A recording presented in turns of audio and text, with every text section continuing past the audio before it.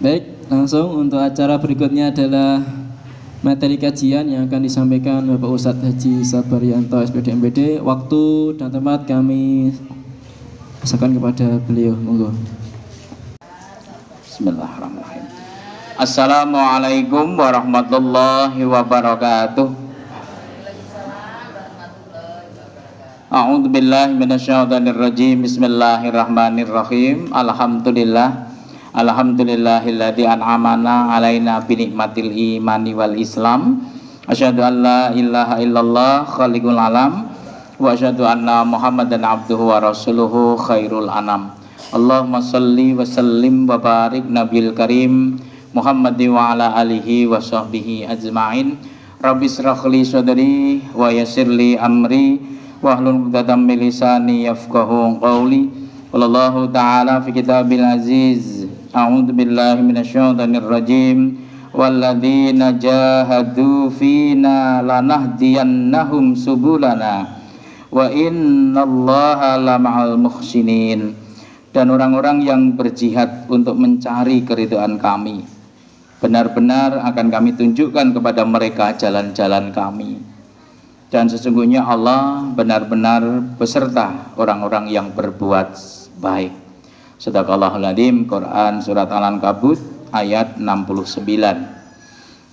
Tema yang disodorkan untuk pagi ini adalah bagaimana kita menyambut bulan suci Ramadan, bagaimana kita melakukan kegiatan tarhib Ramadan untuk pagi ini.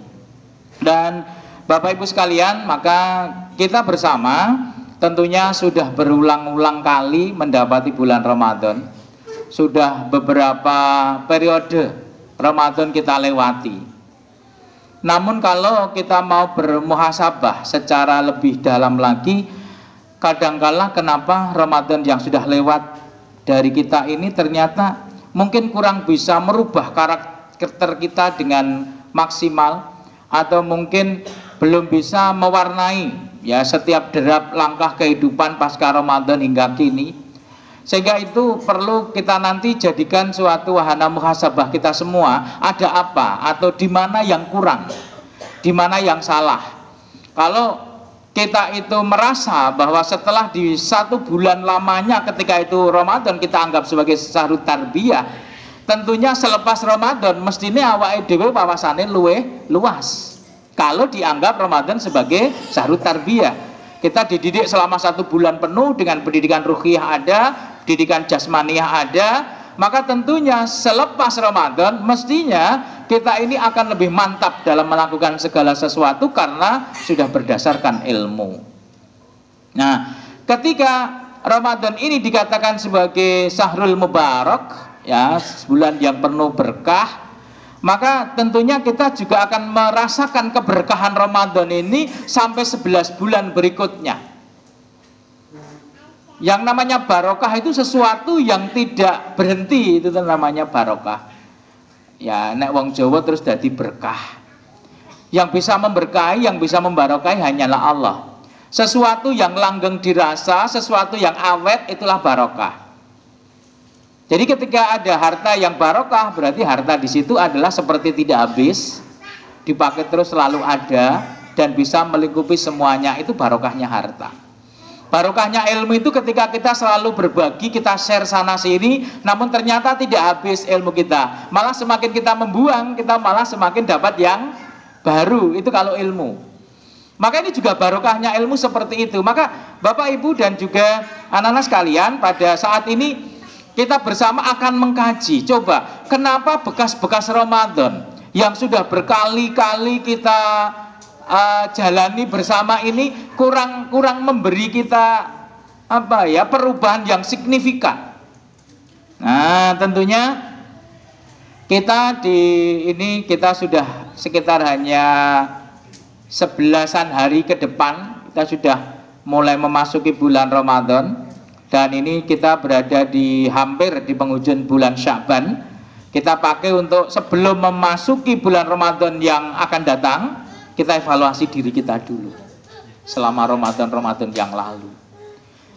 Kita suka hanya kadang melakukan ibadah hanya sekedar menggugurkan kewajiban, hanya istilahnya napa nggih? Pokoke tindake. Formalitas. Poso ya poso ngono wae. Karena nek ning sasi poso ki arep golek kanca mangan awan kan angel nggih, Bu. Terus mbangane golek kanca mangan yo angel, poso sisan. Gitu. Jadi kadang sosok ibu-ibu sing head niku kadang kala selama Ramadan ngerti wis genah ndak boleh puasa to, Bu.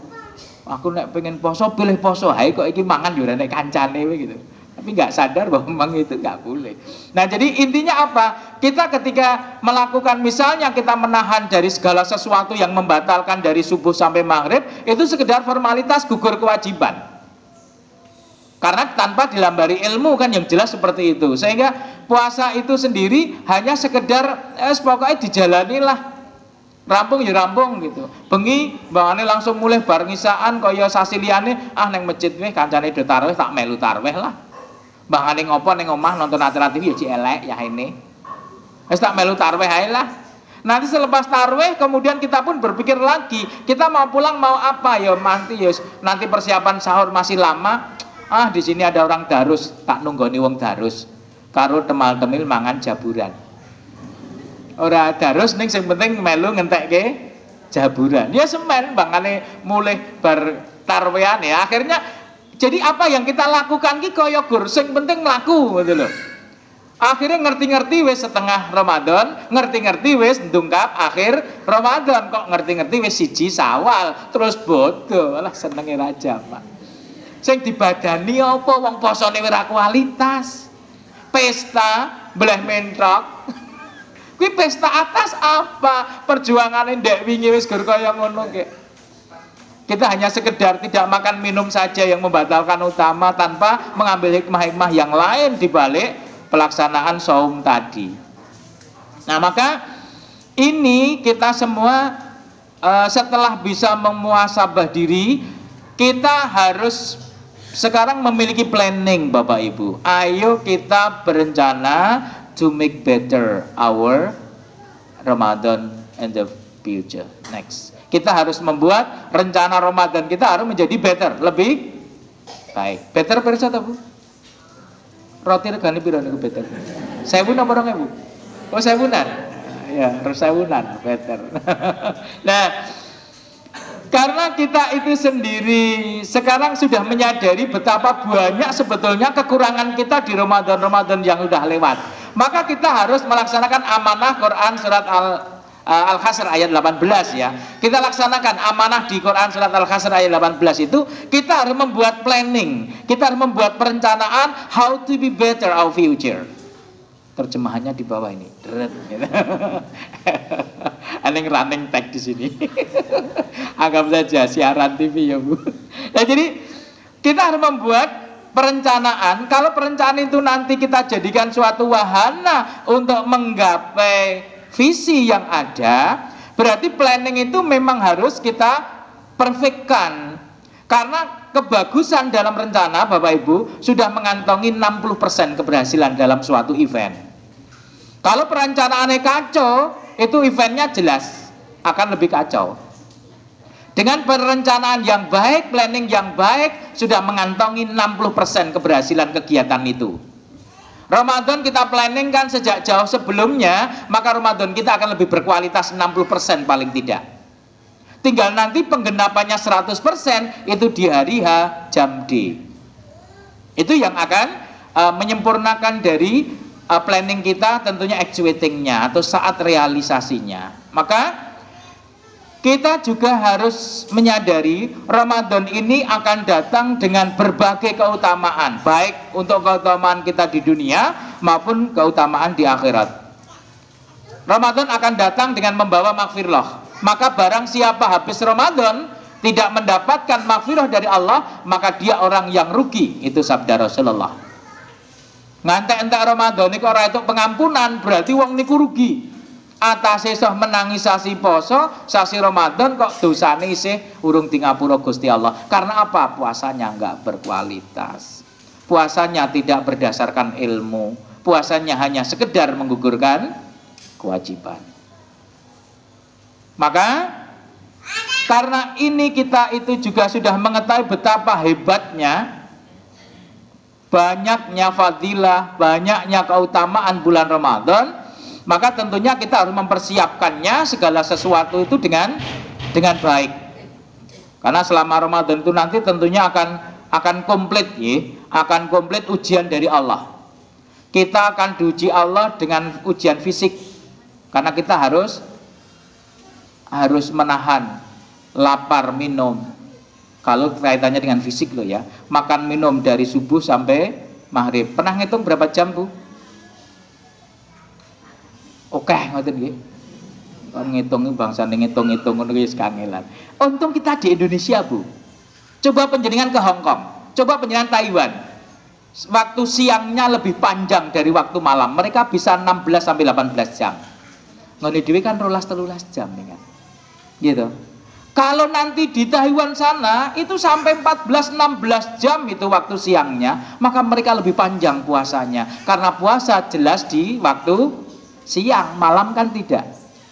Nek panjenengan tak mesti kon pilih sing bengine suwe, awane panjenengan kula aturi tindak Alaska sana.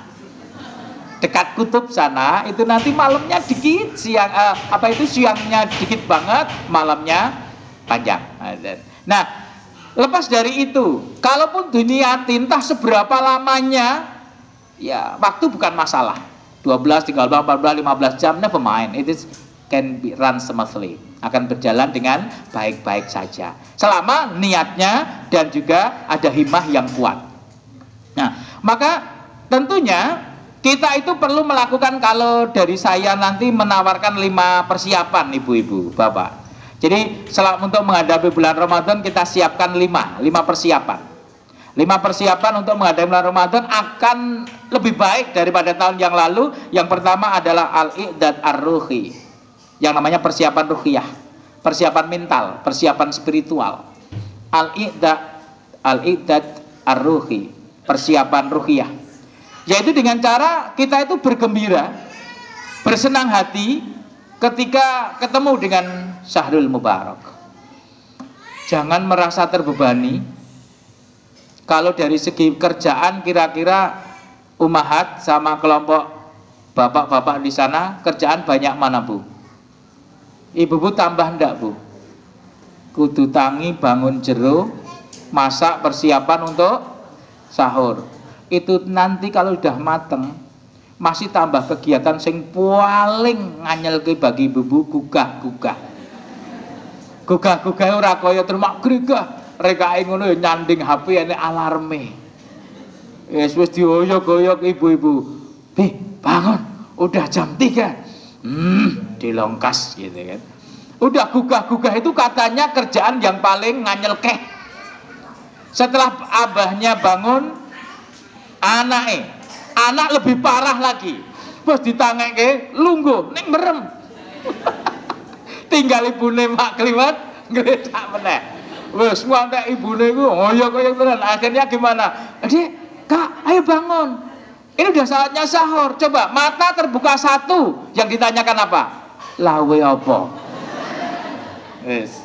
Ini sesuatu yang bagi ibu-ibu esok wes stres ini. Saat subuh pun sudah stres sebelum subuh ini. Gugah-gugah wis masak ngediu, kesel ya toh Bu. Wis dienak-enakke. Karepe apa? Ben ada semangat untuk bersahur. Kedua, tambah gugah-gugah. Wis sahur selesai. Apakah terus para abi itu yang mencuci piring? Gombal. Aku ya ora percaya. Ya kakung bar sahur apa jikok tusuk gigi. Sogok-sogok. Ya, dan seperti itu sing kena fitnah rokok ya terus ngerokok sampai nunggu waktu subuh. Tamu mulia bulan Ramadan, maka persiapan sudah selayaknya. Bangetan nek jenengan itu punya perasaan, alah Ramadan ya gur kaya tahun ge ingis biasa. Wis tahu. Paling tidak ibu-ibu sing persiapan untuk ngadepi Ramadan mesti paling ora tukumu kena anyar.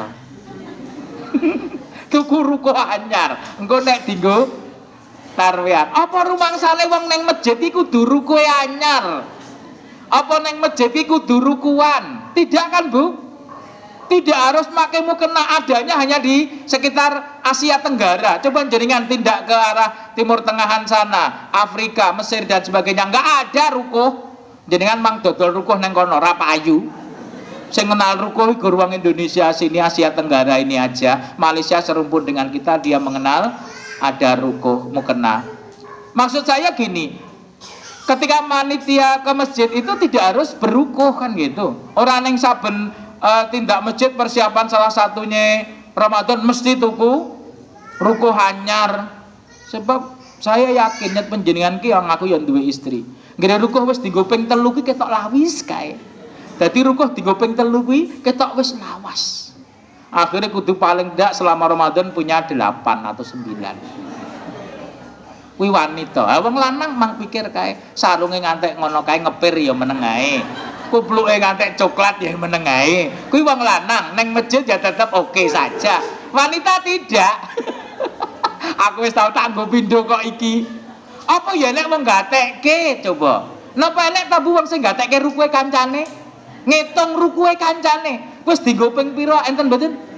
Itu kan hanya perasaan jenengan tok. Kenapa baperan? Nek perlu ya wis kuwi dienggo terus selama 30 wengi. Dalah sesuk niku 29 mingan posone. Berarti dienggo 29 wengi. Kumbah pisan mawon. Pas hari ke-15. Astagfirullah. Ya ini loh. Lah kuwi lak ya termarai ra betah sing salat sandinge. Wong pengen nyaman nggih sandinge kaya ngono. Wis keringete mambu, rukuhe ora salin-salin, marai cebleh kancane yo. Nah, maka kembali lagi kita berbahagia menghadapi bulan Ramadan ini agar apa? Agar nanti kita itu melakukan everything itu dengan sukacita. Yang penting seneng sih. Saat ini sing panjenengan dadi guru. Syarat utama dadi guru siji seneng mulang sih. Nek ora seneng mulang aja dadi guru. Nek senenge ro duit aja dadi guru. Guru kuwi ora nggon duit. Dagang. Nek wong sing seneng duit dagang. Karena pintu rezeki paling banyak adalah dari sektor perdagangan. Dagang. Nek pengen beda nyekel duit. Nek pengen dadi guru aja siap nyekel duit bendino. Salin selogo. Guru itu memang pentransfer ilmu. Insya Allah nanti barokahnya tidak dengan nyekel duit, tapi kesakinahan keluarganya, kebahagiaan keluarga dia, nuruti anak-anak, itu barokah dari menjadi guru. Nek guru sugih enten mboten. Pun saya mang goleki tangga panjenengan. Sing kakung putri guru kabeh ngono wae. Apakah rata-rata ekonomi mereka moncer? Kalau nggak berbisnis lo ya. Nek gur dadi guru tok, ekonomi ini ora moncer.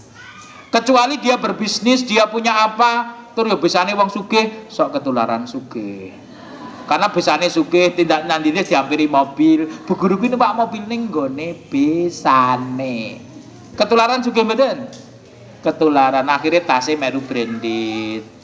Ini, jadi Bapak Ibu sekalian, pertama persiapan itu dulu, senang. Yang kedua, yang perlu kita persiapkan untuk menghadapi Ramadan adalah al-iddad al-fikri. Persiapan fikriyah, persiapan intelektual. Al-iddad al-fikri. Berarti kita persiapan fikriyah, persiapan intelektual, yaitu dengan cara menambah keilmuan, menambah pemahaman tentang perkara-perkara yang terkait dengan saum dan amal-amalan lain di bulan Ramadan. Berarti saat inilah Bapak Ibu waktunya mencari ilmu tentang puasa, tentang amalan-amalan lain di bulan Ramadan. Harus sudah kita dapat sebelum masuk tanggal 1 Ramadan.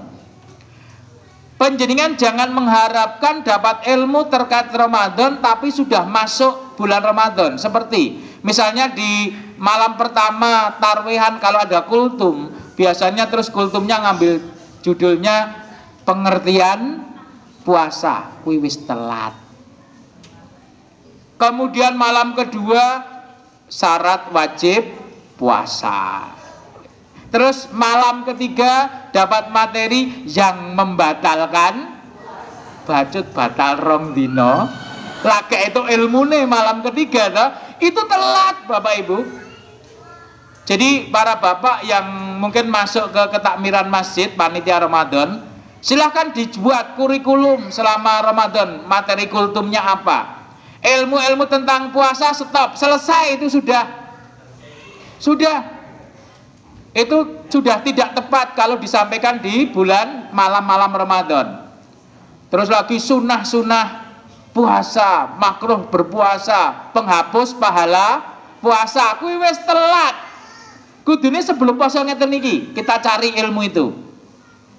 Rajin sekarang itu, saya rasa 2 minggu menjelang Ramadan ini banyak sekali kegiatan tarhib Ramadan. Pengajian menyambut bulan Ramadan, banyak, hadiri itu untuk dapati ilmu tentang puasa dan semua terkait dengan Ramadan. Jadi agar nanti ketika Ramadan datang kita itu sudah punya landasan ilmunya, kita sudah punya underlying theory to do the fasting. Artinya rangono terus artinya kita sudah punya landasan teori untuk melakukan puasa karena sudah punya landasan teorinya, tinggal prakteknya. Karena banyak orang yang berpuasa tetapi tidak mendapatkan upah apa-apa kecuali lapar dan dahaga. Nek lapar kuwi kancane haus padha. Protes lagi, lapar dan dahaga. Jadi ndak usah kita malah mikir poso, pengertian poso jelas nek cara bahasa puasa artinya menahan diri. Kalau secara istilah itu adalah suatu ibadah dengan menahan diri segala sesuatu yang membatalkan dari fajar sidik sampai maghrib. Itu kan ngaten. Lekase poso berarti fajar sidik, bukan fajar kadzib. Kalau fajar kadzib itu saat dikumandangkan imsak, itu fajar kadzib.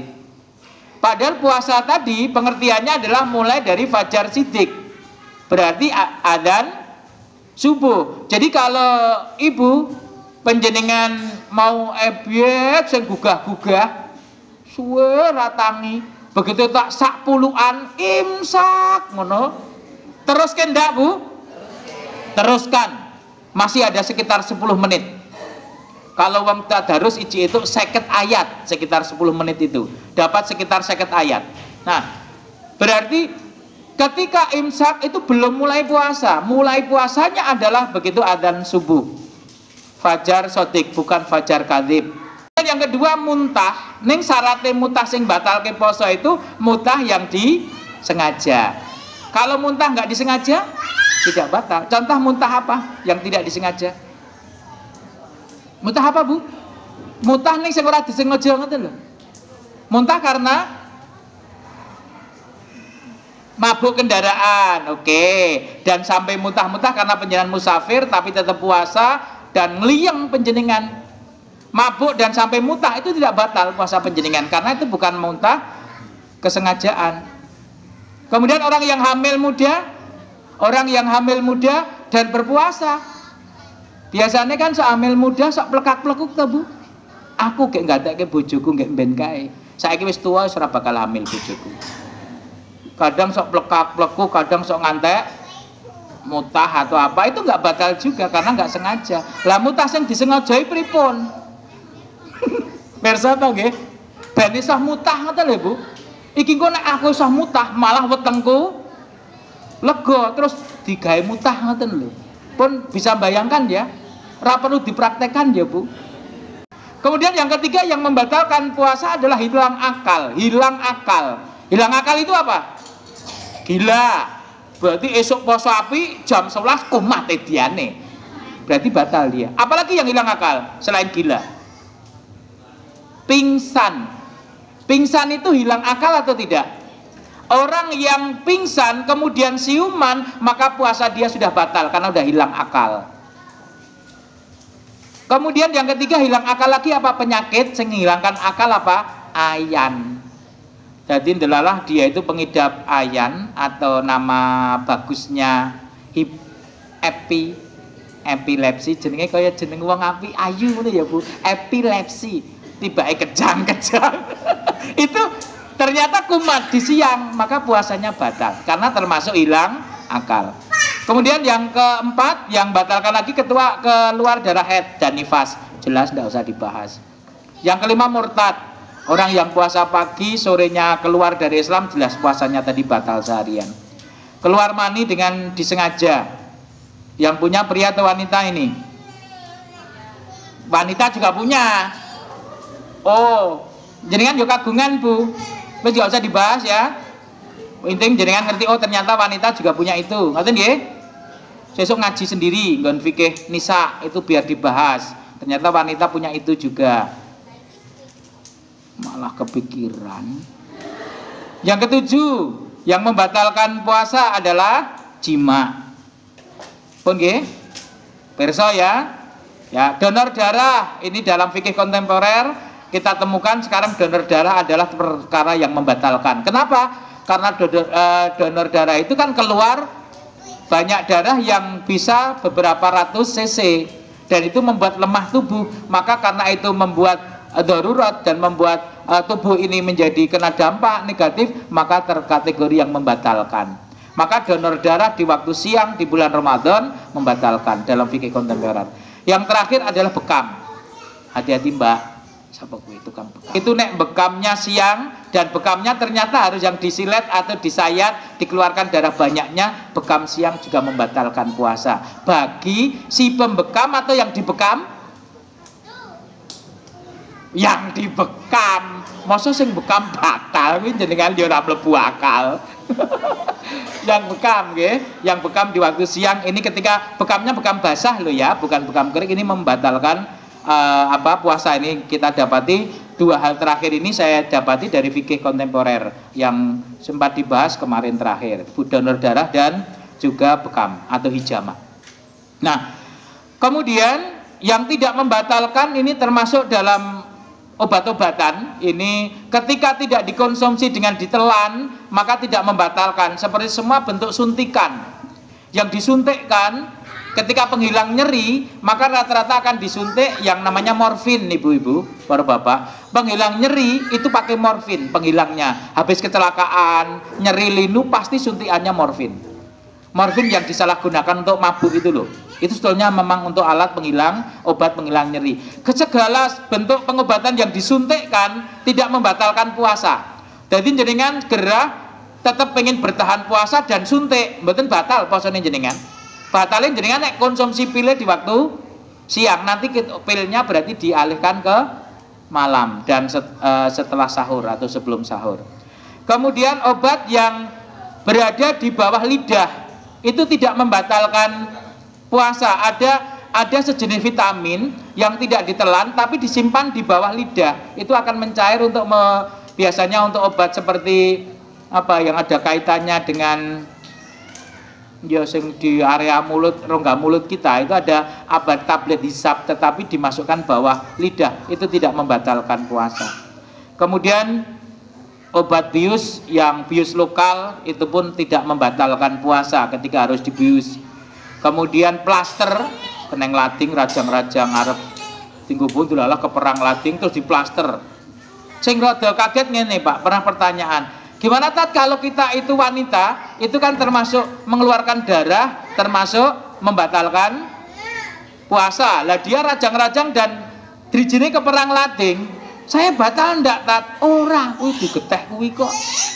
Tidak, jadi keluarnya darah bukan haid, bukan nifas, itu tidak membatalkan. Seperti anak kecil lari-lari kemudian terhantuk apa berdarah, itu juga tidak membatalkan. Atau jenengan tusuk-tusuk gigi kena gusi dan gusinya keluar darah, itu juga tidak membatalkan puasa. Jangan terus diambil keluar darah batal. Darah apa? Wong darah segar kok. Nek kuwi ora darah segar, itu darah kotor.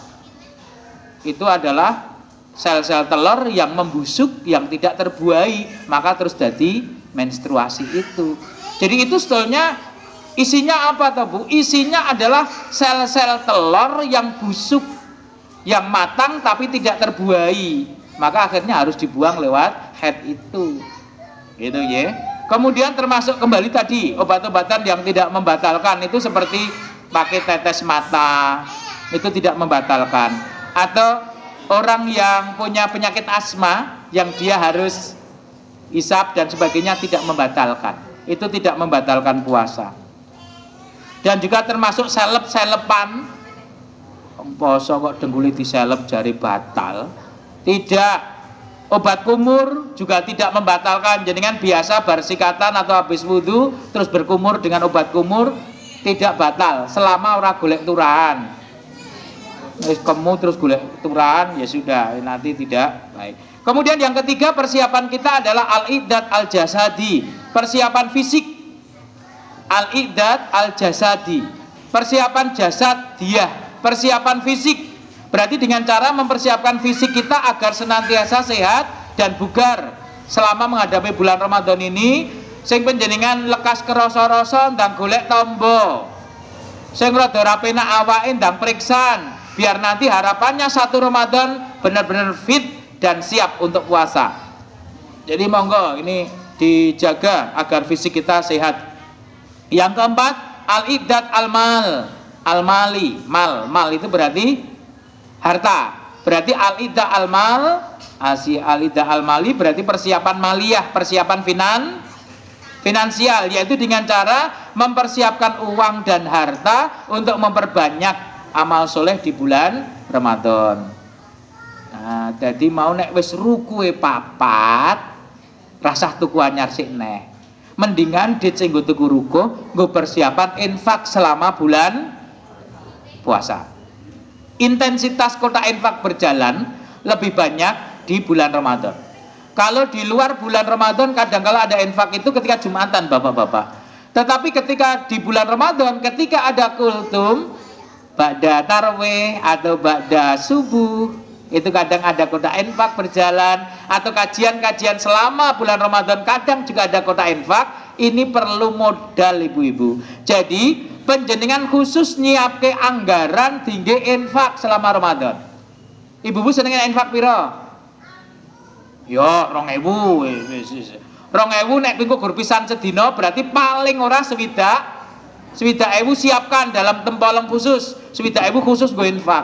Kuwi nek gur pisan, nanti seandainya terjadi 2 kali infak sehari semalam, paling ora nyiapin jenengan 1.000 atau more than it. Silakan, atau 120 khusus go infak. Aja dimorke dit sayur kuwi. Engko ketut. Khusus dit infak siapkan sendiri. Sama bapak-bapak juga gitu Pak, siapkan iki sih digegem ning tanganin jenengan, aja diparingke ibu-ibu kabeh jenengan untuk gajian hari ini bulan ini. Ngengehke Pak, nggo persiapan sesuk tanggo infak Ramadan, paringke ibu-ibu. Oh ibu-ibu ki prinsipe dit mlebu ra itu. Berarti dadi nek ngoten niku ya wis pria nyiapkan sendiri. Karena nyen sewu Bu, ini rahasia pria saya sampaikan jenengan. Memberi penjenengan ki ora kabehan.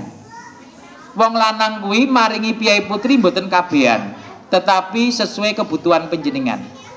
Jadi kadang bapak itu bulan itu punya 25 juta. Jenengan kan butuhe gor 23 juta. Sing diparingke ya 23. Sing 22 ki dibawa bapak. Untuk apa? 1 saving, 2 dinggo nek ngene-ngene iki lho. Dana tak terduga ngene iki lho. Dana persiapan seperti ini loh. Maka yang paling baku penjenengan pengen infak kudu dedit. Penjenengan pengen urun dadi kelompok pemberi buka bersama, itu ya perlu duit tidak. Penjenengan jangan puas hanya sebagai penonton ketika di Korea penjenengan, di kampung, di lingkungan penjenengan enten buka bersama, jangan hanya puas sebagai penonton atau hanya puas sebagai penikmat. Silahkan dianggarkan, dibudgetkan. Selama ini coba saya tak melu pisan, raketan pisan, saya tak melu urun. Itu perlu bondo betul.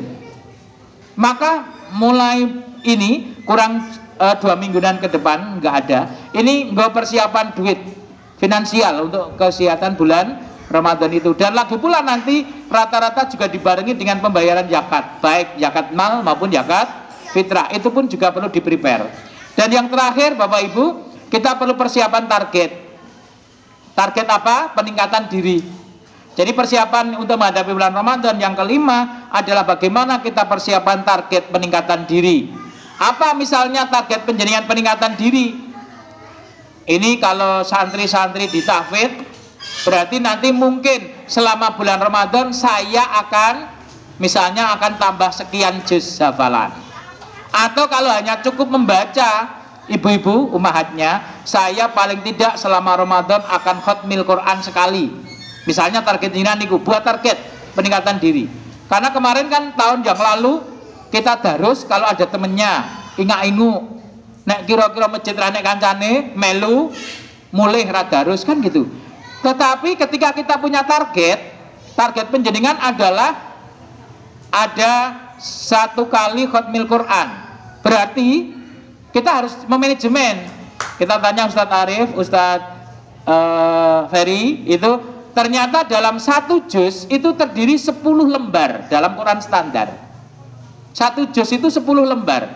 Berarti kalau gitu, kalau pengen 30 hari tapi besok itu malah hanya 29, itu khatmil Quran sekali, sehari semalam minimal baca 1 juz. Sholat kita kan 5 kali dalam sehari semalam. Sehabis sholat 2 lembar, 2 lembar, 2 lembar, 2 lembar, 2 lembar. Berarti penjenengan 1 juz hari itu. Itu untuk mendukung visi penjenengan khatmil Quran. Misinya berarti kudu memanajemen jumlah lembar yang penjenengan baca. Itu kalau pengen sekali. Nek pengen 2 ya tinggal di 2 kali lipatkan mengoten. Gitu ya. Kemudian target yang lain mungkin penjenengan pengen penguasaan bahasa Arab misalnya. Jadi selama Ramadan penjenengan pengen derek kursus untuk peningkatan bahasa Arab. Kenapa? Karena bahasa Quran adalah bahasa Arab. Saya juga pengen untuk sedikit memahami bahasa Quran. Lagi pula di Longkas aku bulan Syawal akan umroh. Aku tak belajar bahasa Arab di bulan Ramadan. Harapannya besok kalau belanja ke sana bisa berbahasa Arab dengan lancar, kan gitu.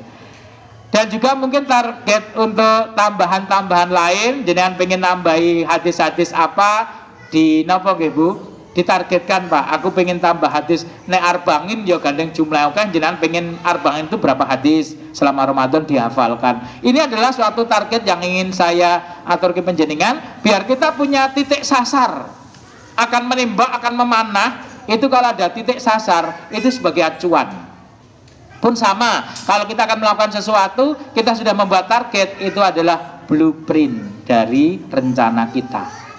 Demikian Bapak Ibu, 5 hal persiapan kita selama ini sebelum menyambut pas tanggal 1 Ramadan.